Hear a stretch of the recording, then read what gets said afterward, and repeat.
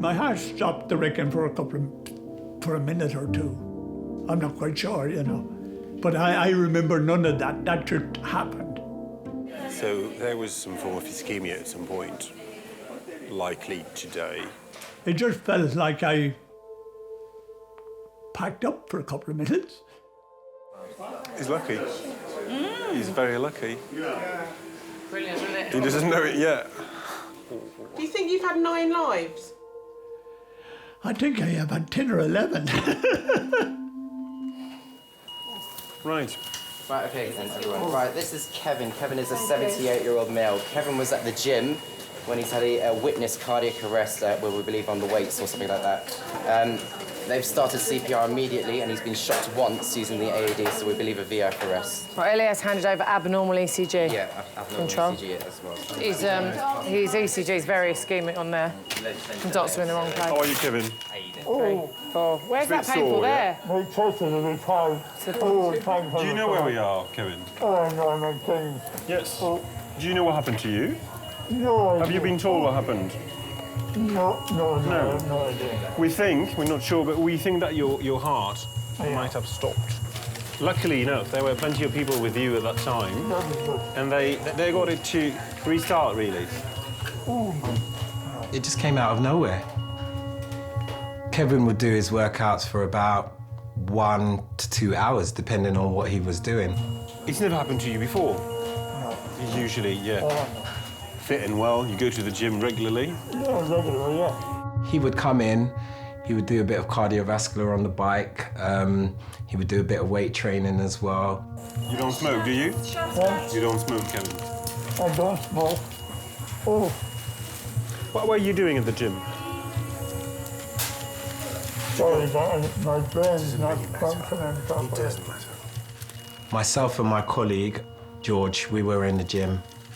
I was actually training somebody at the time, and George turned around and said, "Jeff." He's having a lot of ectopics. So I actually turned around and I saw George holding Kevin. His eyes were slightly rolling back in his head. He wasn't responding. He was gurgling quite a lot. Have we done a venous gas on this chap? Can we see what his electrolytes are like? 2 of my work colleagues, Simone and Sarah, came running out. And then Sarah asked me, is he still breathing? And, you know, his condition started to get worse. And then before we knew it, he was going blue. So I just got straight on it and started the CPR. Can we get a chest X-ray, please? Because he's got quite a different. Yeah. Cyril, can you phone X-ray and ask him to come and do a chest now? Because he's got a very different blood pressure on one side than the other. Just checking it again on that side. I'm just going to print another ECG.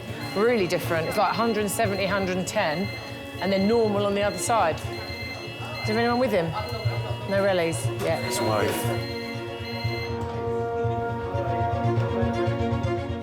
I knew he came with his wife, and she wasn't actually in the gym. She was in a fitness class in the swimming pool. So in my head, it was like, wow, when she comes out, if this man doesn't make it, you know, she just left him an hour ago, you know, to come back to find her husband gone. I was doing a water workout in the pool. I had to go while you were having your X-ray. I love you very much. I love you too. He's got a good strong grip on my arthritic fingers. I was shocked. They were trying to get Kevin to stand up, and they were saying, dig your feet in, but he was, apparently he died for a minute. I'm sorry for putting you through all of this. Oh, not at all, don't be sorry at all. I'll make you pay for it later.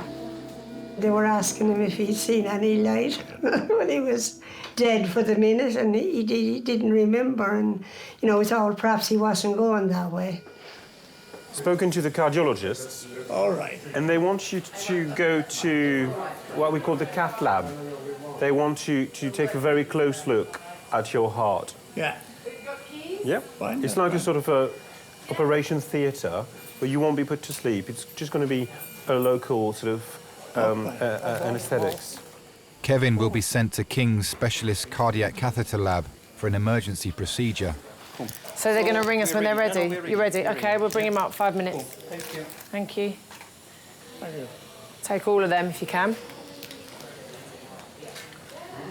Good man. What does it feel like to have cardiac arrest? I have no idea. The next thing I know, I was in the hospital. What a good patient you are. Isn't he a good patient? It's not whiskey. It's like, In there, yeah. I don't like whiskey. don't you? What do you drink then? I pointed at them. A pint of lager. My heart stopped, I reckon, for a minute or two. I'm not quite sure, you know. But I remember none of that. That just happened. So there was some form of ischemia at some point, likely today. It just felt like I packed up for a couple of minutes. He's lucky. He's very lucky. Brilliant, isn't it? He doesn't know it yet. Do you think you've had 9 lives? I think I have had 10 or 11. What was I doing when I... Well, you can't remember. You were over near, you know that thing where I sit and do these weights, you know, near the door. Yeah. You were lying there. Did you see him then? Did you see what No, happened? I was in the... In the swimming pool? Yeah. I had a lot of illness and I was hospitalised with it, and they suggested that I would go and have pulmonary rehab. And then Kevin said, well, I'll join with you. Gym bunnies.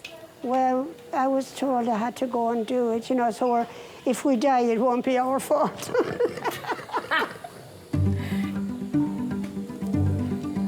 So can you tell me about your routine at the gym? Well, generally, I like to go to the gym about 5 times a week. He went on the bike for quite a while. He went on the cross trainers. I used to use the And obviously the lifts, the weights. Did some weights, but not the big, heavy-duty ones. the thing for the arm cycle.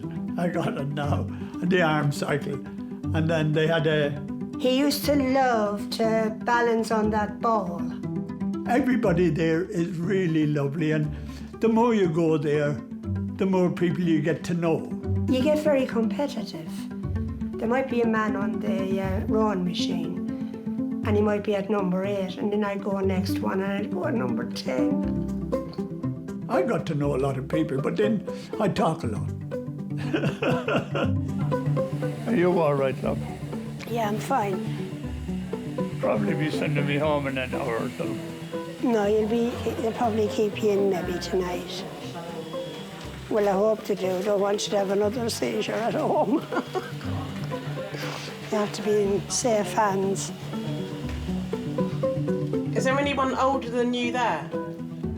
It's hard to say, because, you know, I look at myself and I think I'm young.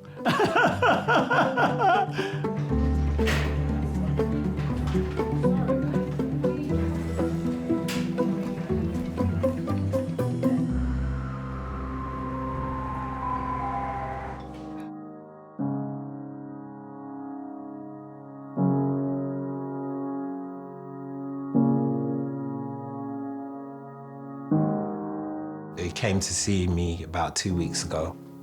I stuck out my hand and he kind of slapped it away and then gave me a big hug and said thank you. So yeah, it kind of choked me up a bit, but I was all right. Feels really good that you can turn around and say you helped to get somebody to live a little bit longer. If I hadn't come back to life, I don't know what had happened. It would just be one of those things. What about leaving Maureen? Leaving Maureen would be a bit of a shock, but then I don't know anything about the first time I left her.